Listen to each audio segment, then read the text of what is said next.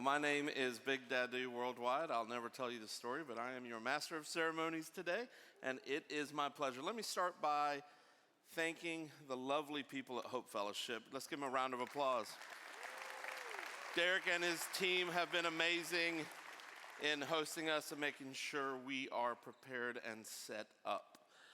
Today we are streaming live, so everyone wave, just wave where you are to the audience home. Thank you guys so much for joining us.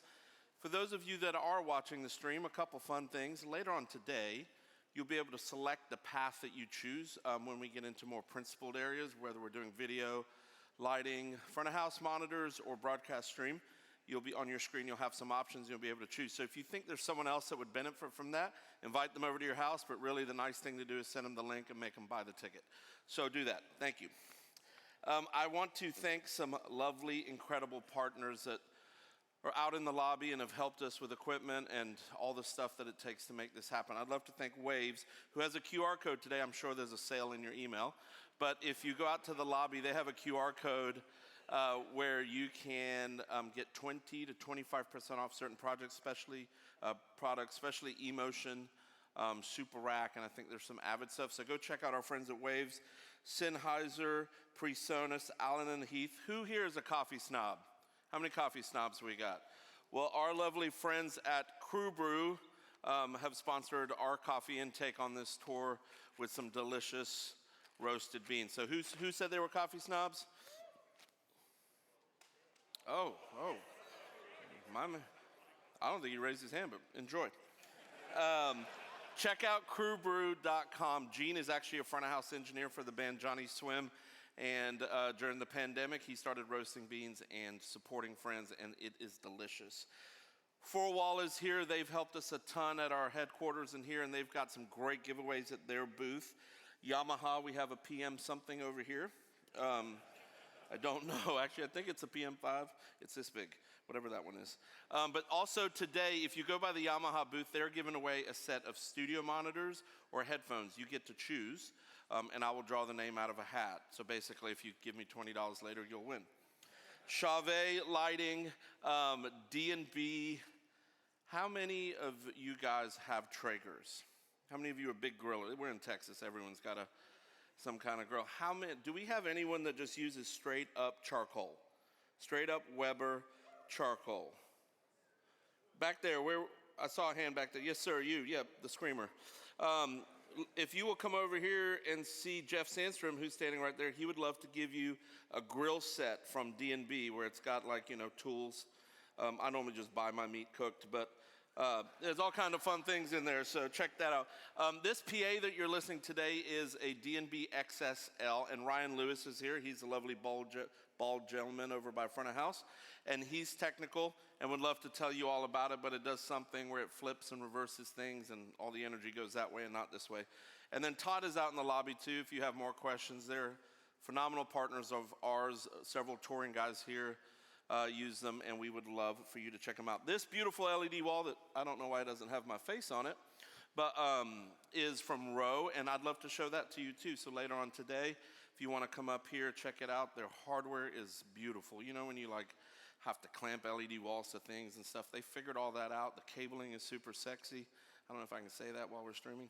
And it's just nice. Just check it out. So Earthworks, incredible microphones, and MikeRentals.com, not Mike Reynolds, as you'll hear me say later, but MikeRentals.com are going to give away an Earthworks icon later. So go say hi to Steven Aruda in the lobby. He also has a ton of Mike and Ike candy. We have a broadcast truck here for the stream right out this way, and Tony will be over here later on during the morning break and the afternoon break. And there's a Lavo console in there with an incredible engineer that you should meet. And he would love to show you that. It's right out those doors. Church gear. How many of you guys have shelves of stuff? You've got stuff that you have taken out of the air or got a new console and it's just sitting there. Well, the church gear guys basically come get it and give you some money for it. And they're nice and sweet, and they're out there. ACT, which is Grandame and this light tracking system you can see. I've been trying to shake it all day, but it just follows me where I go. Sardius Media, incredible partner for us, as well as Resi for streaming.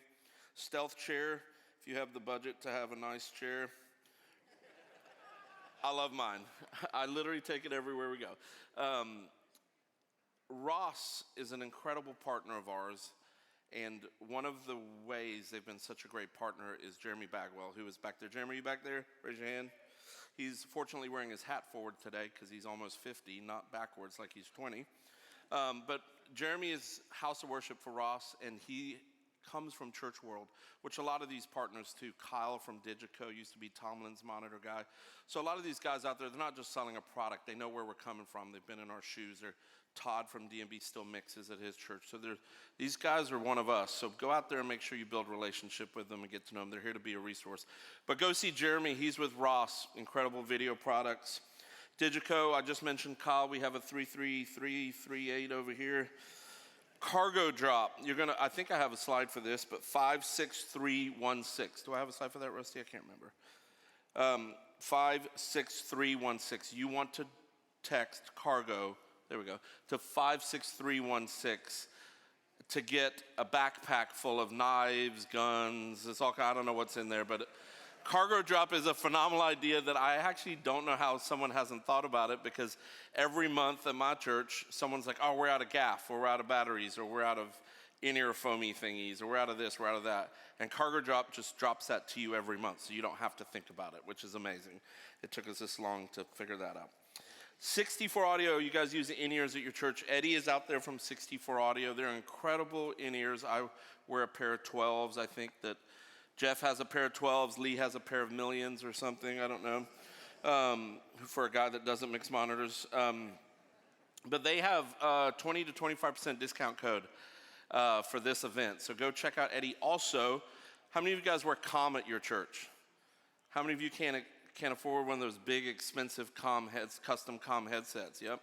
Well, 64 is releasing one called the J-Com. They named it after me. So go see Eddie. It's coming out, I think, this week.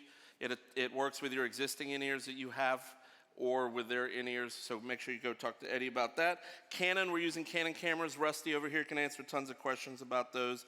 I have a lovely SurePack right here that I'm modeling, and wearing a lovely DPA. Corey will be mixing on an SSL later, and here in Texas, they actually have a class coming up, I think on the 21st, and Phil is out in the lobby. You can go sign up and get SSL certified. That is something super fun. They're also giving away an interface. But you got to go out to the lobby and see Phil and sign up for that. But they wanted me to mention that the 2-day course is coming up, and there's a few spots left. So anyone interested in learning about the SSL, you want to do that. Another incredible partner is Forecast, and we have these integration partners, DC Pro. How many of you guys worked with DC Pro before? How many of you haven't worked with DC Pro and like coffee? I've got a lovely coffee mug. I can't throw this because I'll kill somebody. First one up can have it. Ooh, you won. Sitting in the front row. I'm going to throw out a t-shirt. Let's see how far I can get this. Not far. And another lovely hat over there. There we go. Lovely giveaways. I got tons of giveaways. If you want something, just come see me. But those from DC Pro.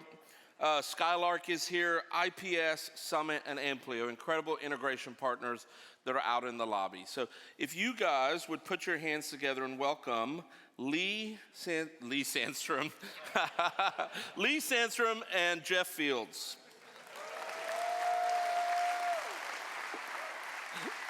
That's amazing. Yeah, y'all are work spouses for sure. I'm going to sit over here because I just don't know where y'all have been. Welcome. I've been on a bus with you for a week. Well, I would sit over here too. Well, we're here. Tell us how we got here. Give us a short rundown of how we got to this point. Atlanta, Chicago, and now we're here from a bus. I'm talking about MXU. Got it. That was good, though. Thanks. I like that. Okay, how we got here. MXU has always, from day one, been about making the best versions of ourselves, whether that be a mixer or a leader, and now video and lighting. But we started this. Well, let me ask this. Raise your hand if this is the very first MXU event that you're attending. So a lot of you. Okay. Wow, that's great. So we'll rewind a little bit. So back in 2015, myself, Jeff, and our other co-founder, Andrew, were being asked to speak at conferences and trade shows, and we found ourselves in hotel ballrooms on stools like this, trying to help people get better at audio. That's really how it started. And after a few years of that, you know, it kind of got a little frustrating because how much better can you actually make someone? Right, because the problem was, you know, we'd have a moderator at one of these interview type settings, and they would say, hey, Jeff, what's the first thing you do when you walk up to a console? It's like, well, I don't have a console here. I don't have a stage. I don't have a band. So I really can't tell you what's the first thing I would do because there's no context. There's no reference point. And so it just got to be frustrating because we felt like we weren't able to be very helpful in giving people good best practices, tips and tricks, advice. And so it was just, we felt like we were having conversations that were sort of okay, but not really helping anybody actually get better. So we're at dinner one night in June of 2015 in Orlando, Florida. I'll never forget this meal. And we thought, well, no one else is getting better, and we for sure aren't getting better doing this. Let's go put our consoles in a warehouse and shut the doors for a couple days and like woodshed like a band would. And then I can stop Jeff in the middle of his tracks and say, please solo the bass guitar. Let me hear Chris Tomlin's vocal. Like, what are you doing? You cannot do that in Madison Square Garden at a sold-out Chris Tomlin concert, okay? So we're like, okay, let's do it. And then in the same meal, I thought, man, listening in on that conversation would actually be helpful for people. So we did the very first event that way. We called our friends at Saddleback in Southern California and said, hey, can we use one of those buildings out in your parking lot for a day? We showed up and did it, and 100 people came, and we were pretty blown away by the response. And then we decided to do another one, and another one, and another one. And we spent about 3 years doing audio-only events around the US, and we got invited to do one in Europe, and we went to Stockholm, Sweden, and 130 church audio volunteers showed up to get better at what they do. And we were blown away. And it was at that point where we went, okay, are we gonna all quit our jobs and just hop on airplanes all the time? No, we didn't want to do that. So I said, let's go film some content. So we went and filmed some pretty basic fundamental videos to help volunteers and teams get started. Things like, what is a microphone? What is EQ? What is compression? We launched the MXU subscription platform in late 2018. And then fast forward up until now it's full audio, video, and lighting, and thousands of churches use it every day. That's awesome. Me included, I use it all the time. I'm like, what does Lee think about this? And then I watch your videos. It's great. And then I disagree. What's coming up? So we're here. What's next? We're here.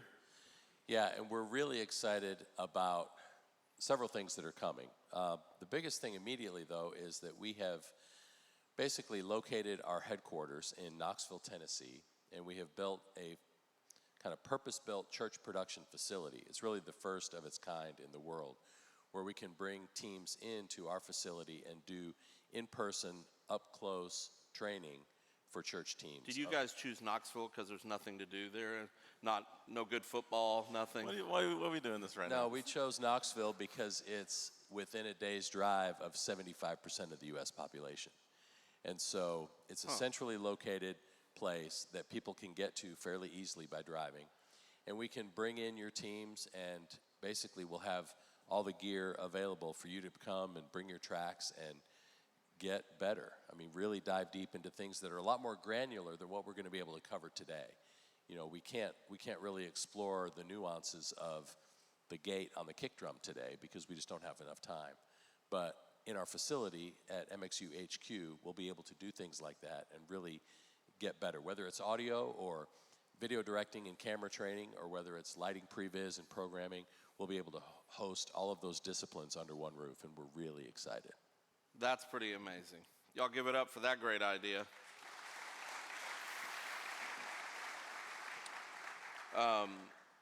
Isn't Oak Ridge near Knoxville? It is. Huh, that's why. Okay. Tell the audience what's your favorite thing about me. My favorite thing about you is your sunglasses. Okay, I like that. You wear these like $3 blue They're blocker. like $30, man. It's like 3 for $60.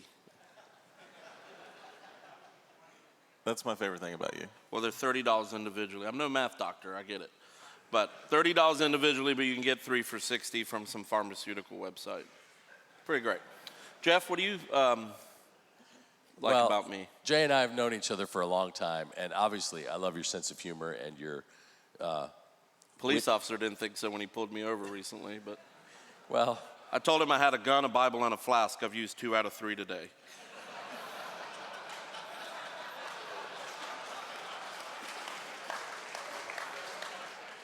That's the best joke you've ever told here. that's pretty funny. No, but seriously, what I love about Jay is his heart for church teams. If you listen to the podcast, you'll know that Jay has a recurring theme of making sure that we're caring for each other, make sure we're there for each other, check in with your friends, make sure everybody's okay. Just the idea of how we as a community can care and support each other.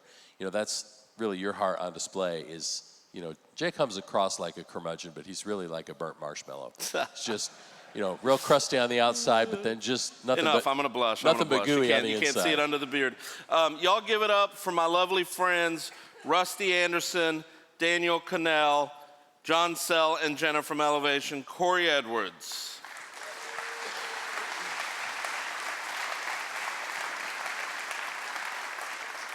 Rusty's having to switch things back there, making it up there. I'm gonna turn it over to you guys. I'll be back up in a little bit.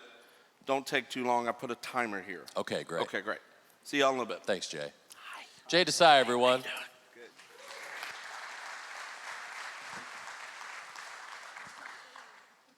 So welcome, everybody. Welcome to Dallas. For those of you who weren't quite sure what you were getting into, we just wanted to spend the day trying to figure out how we can all get better as a team.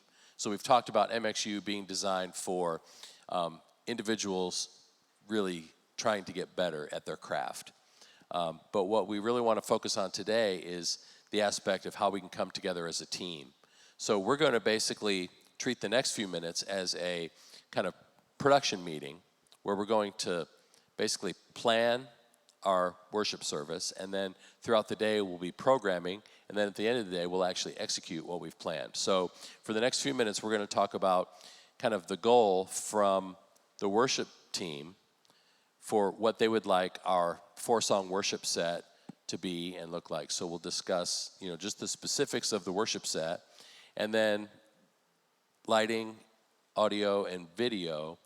We'll kind of ask some questions, and we'll try to figure out how we're going to help them tell the story. So basically, we believe that the best teams are the ones that operate as one team. So it's not the worship team and the production team. It's not the people in the booth and the people on stage. Right. It's one team who've been called to take our attendees on a journey to figure out how they can take a step in their faith, how they can get closer to what God wants them to be and do in their lives. So as we think about Sunday mornings or Saturday nights or whenever your services are, you know, worship has the opportunity to set the table for the talk. It also has the opportunity to kind of seal the word that people have heard. And so as we think about worship in the context of our service, you know, we're not going to have preaching today, which might be a good thing for some of you, but we are going to have a lot of music because we want to set the table with worship for what our audience is going to experience and the journey that we want them to be a part of. So why don't you guys talk us through where you're headed, what you have in mind for what are the songs and what is the story that you're trying to tell, and then we're going to try to support that and help you execute that in the best way. Absolutely. So today I'd love, obviously we're working within a time frame of 4 songs, and so to me it's really important that we set a tone and an atmosphere from the very start of just joy, hope. We're going to start obviously with an up-tempo song. We're going to do I Thank God as our song 1. And the fun aspect of that is it's very playful, you know, it's full of energy. Like I mentioned, it's up-tempo, but it's really framed around thankfulness. And so that sets us up as we start the top half of the set. And so we would do I Thank God. It's a 4-piece band, so there's really just kind of a lot of area to just highlight what they're doing, some of how we're going to interact. It's a dual-led song. So we'll start there. We'll go into song 2, which is Graves into Gardens. So as we start up-tempo, we'll kind of anchor with that.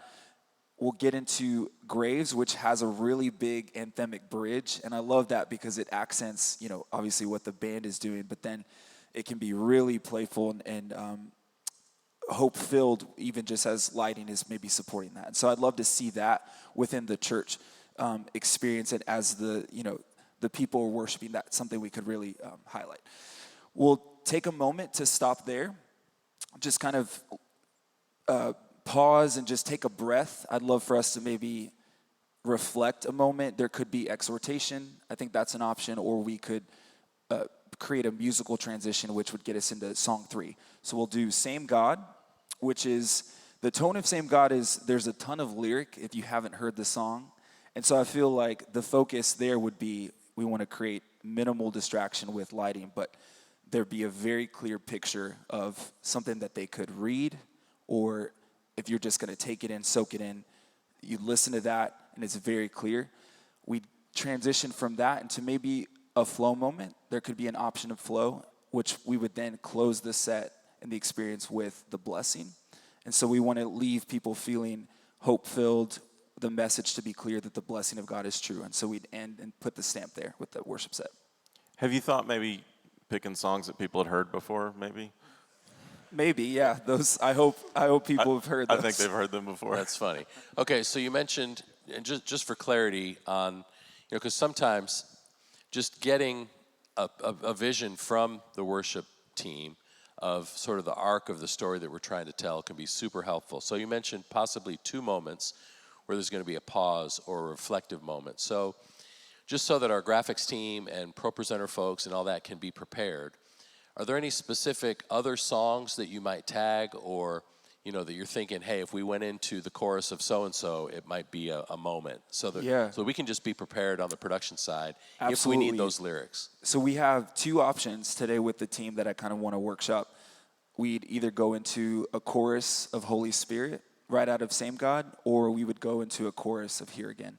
And I really want to base that and kind of gauge that in the moment. And I think, we'll try to just like anchor ourselves within that, but then also sense the Holy Spirit where he's leading between those 2 options. But I think those 2 are what we're going to work with today. That's great. Yeah. Okay, so Daniel, on the lighting side, what questions do you have based on what you've heard? Well, this is the wonderful thing about John Saul, and we've worked together a lot, so he kind of knows a lot of this. So much of what he's already said are the questions I would ask. What are the emotions he's trying to represent in the songs? What energy levels are they going to be thinking about? Again, I've done enough with you guys. One of my questions would have been, okay, you're doing Graves. Are we doing the hits or are we not doing the hits? Well, obviously, I've already heard the recording. I know we're going to do the hits. Very important question. I've been in a situation before where I didn't ask, and I programmed the hits, and the band didn't, and that was incredibly awkward. But I want to point that out. You've answered so many of the questions already, but there are a lot of worship leaders out there that don't know what questions they need to ask because we've never had the proper dialogue with them in that. So that's what I encourage you guys. Everything I just heard covers most of the bases for me. I am going to have one question. But the reason I think to answer those things is because people on this team and people at Elevation you've worked with before have prepped you guys that this is the information we need. I think last question I'm probably going to have is, how are you guys going to use the space? Or do you like being mobile? Do you like being glued to a certain stand? Is there anyone besides the 2 of you that we need to make sure is really highlighted from the band standpoint? I will light everyone in the band, but I will light them like scenery unless they're a leader. Yeah, so today we're going to have a front line. It'll be Jenna and I splitting center. And I'd love for us to have the freedom to be able to kind of work as much of what would be helpful to hear from you is how far we can go within the stage. But we have bass and guitar as well up on this front line. And so I think just even with how small the team could feel with the size of the stage, it'd be great to help highlight some of what they're doing, some of their energy and their worship as they're kind of up in the front with us. Absolutely. We definitely want to see, what they're putting out there because, I'm a very visual person. Surprise, I do lighting for a living. At my church, if the worship team is standing up there almost looking bored, I'm not in it. I want to see them engaged. I want to see them moving around. I want to see them worshiping. That's what helps pull me in. And I know a lot of people are going to be that same way. To your comment there, Yes, I want you to move as much as you feel like you want to.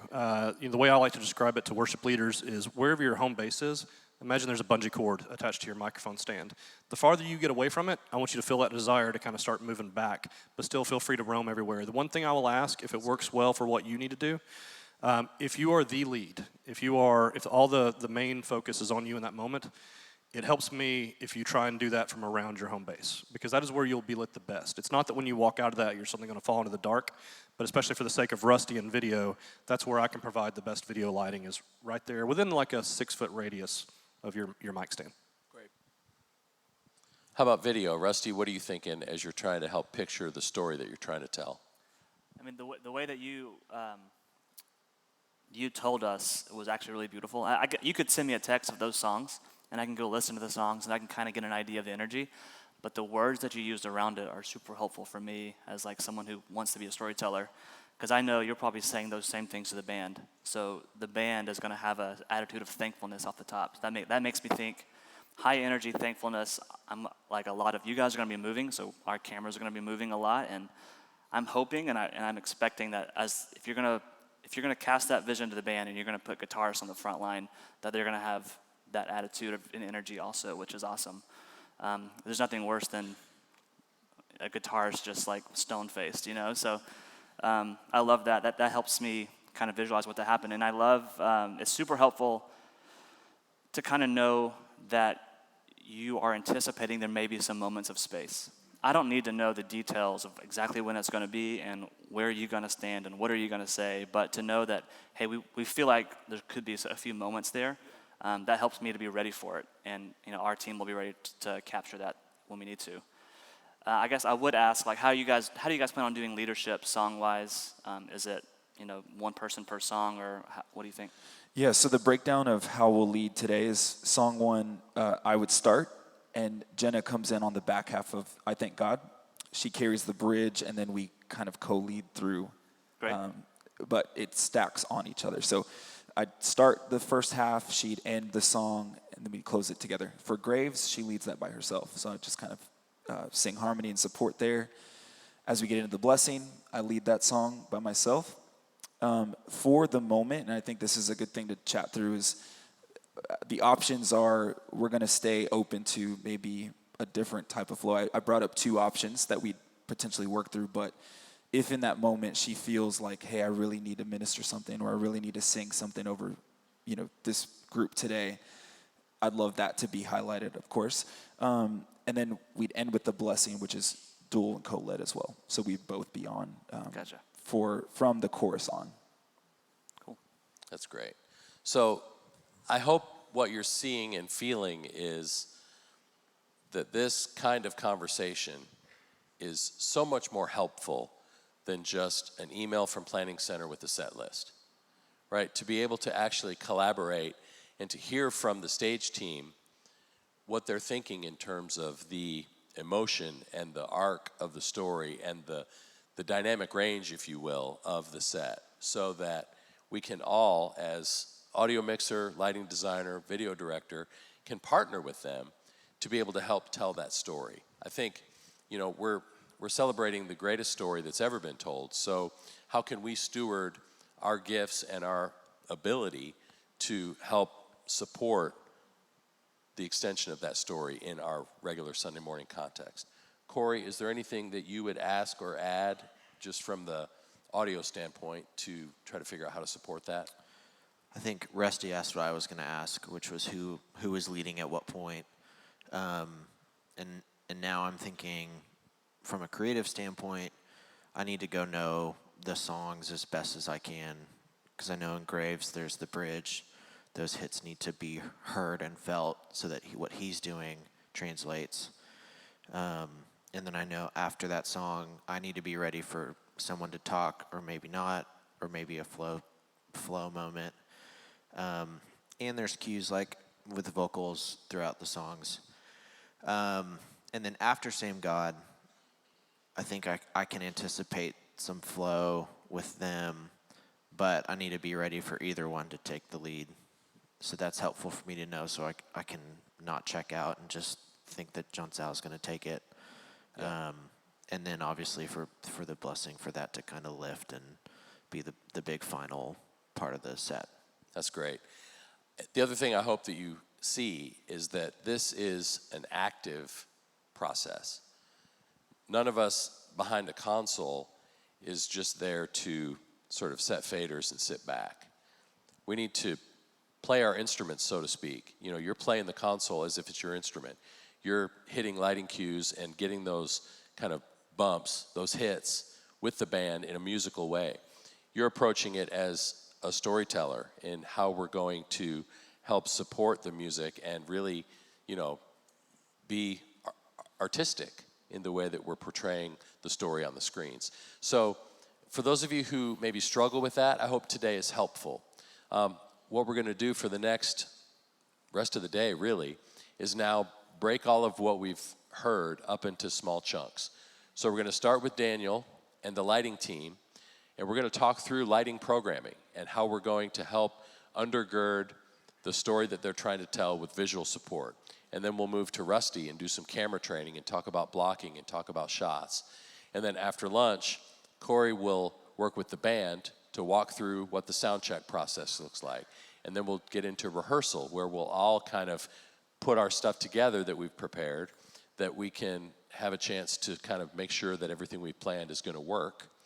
And then at the very end of the day, we'll actually sort of execute the service that we've planned. That's awesome. Before we break, I'd love to know, obviously there's a lot of production folk in here. Raise your hand, production team members, right? All right, now if you're worship or a pastor or musician, let's see those hands. Okay, great. That's great. So again, at the end of the day, we want you to walk away with insight on how you can collaborate as a team among your teams so that we kind of tear down some of the silos between disciplines and we help bridge the gap between the booth and the stage. Because sometimes there's just too much, whether it's conflict or whether it's just unmet or uncommunicated expectations. We're really trying to tear all that down so that when our attendees walk into our environments, they feel like they're coming into something that's been established by a team that's cohesive, that cares about each other, that's working toward the same target. So that if we have a clear target, you know, I feel like we've established some good targets for today. So this afternoon, we can come back and evaluate to say, okay, did we hit the target that we set out to achieve? If not, what can we do to maybe modify things next time so we get closer to it? But for the things that we do hit, I want us to be able to celebrate those things as a team. The only way we can celebrate when we hit it is to have a target in the first place. So many times we have sort of a vision statement plastered up on a wall that basically says this is what we're about, and yet what comes through on a Sunday service doesn't quite point to that. And so if you struggle with that, I'm thrilled that you're here today because we're hoping to give you some tools that you can take with you so that tomorrow and Sunday can be better than last weekend because of what you experienced today. So thank you so much for being a part of this journey. I hope you learn a lot. I hope you take a lot of notes. I hope I see you nudging each other to go, see, I've been telling you that the whole time. We got to do that. Does that make sense? You guys with us? Great. Well, let's get started. Y'all give it up for this lovely panel right here.